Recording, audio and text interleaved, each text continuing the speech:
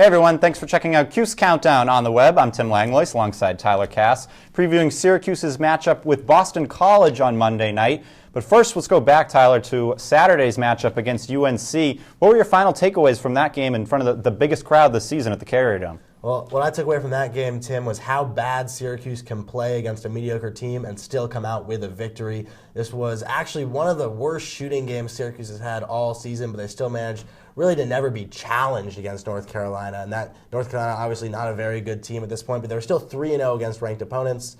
Syracuse, though, was able to overcome their worst shooting game of the season. I think really Trevor Cooney, symbolic of the whole team, went 2 for 12 from the three-point line, but had 5 steals. That solid defense combined with good rebounding is going to be enough to get Syracuse past any non-great opponent out there.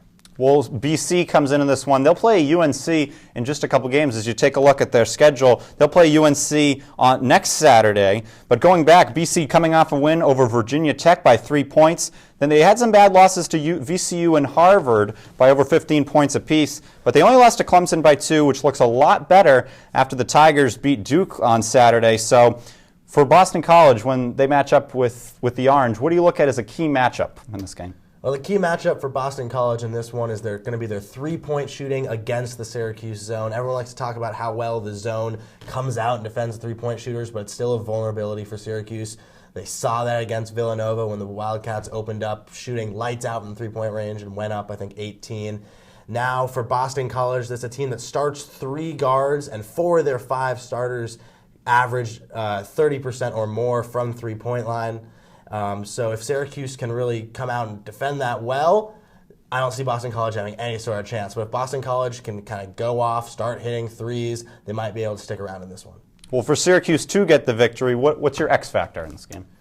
For Syracuse, it's going to be the play of the big men. Dajuan Coleman still questionable. I don't see him getting any more than garbage time in this one, kind of babysitting along with the rest of the bench. But Rakeem Christmas and Bai Musa Keita have to come up big. They both are listed at 6'9" and 6'10" respectively. Boston College has 3 guys at least 6'10" on the roster. And the big one for Boston College, Dennis Clifford. He's listed at 7'1" tall, towering above anyone that Syracuse throws out there. He's only played 2 games this season because of knee issues, but has come up strong in the past 2 games, averaging about 20 minutes a game. But if Syracuse big men can contain him, they should have this one in the bag.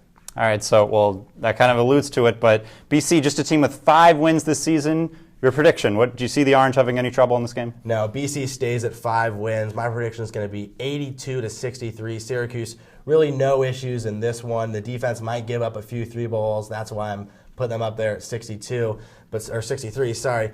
But still, Syracuse, no issues. They roll, they stay undefeated. Boston College stays at home with another loss, 82-63 Syracuse. All right, sounds good. We'll see if that's what happens on Monday night at Connie Forum. Thanks for checking out Cuse Countdown on the web. You can check out all of our coverage at sportsblog.citrustv.net. For Tyler, I'm Tim. Thanks for watching.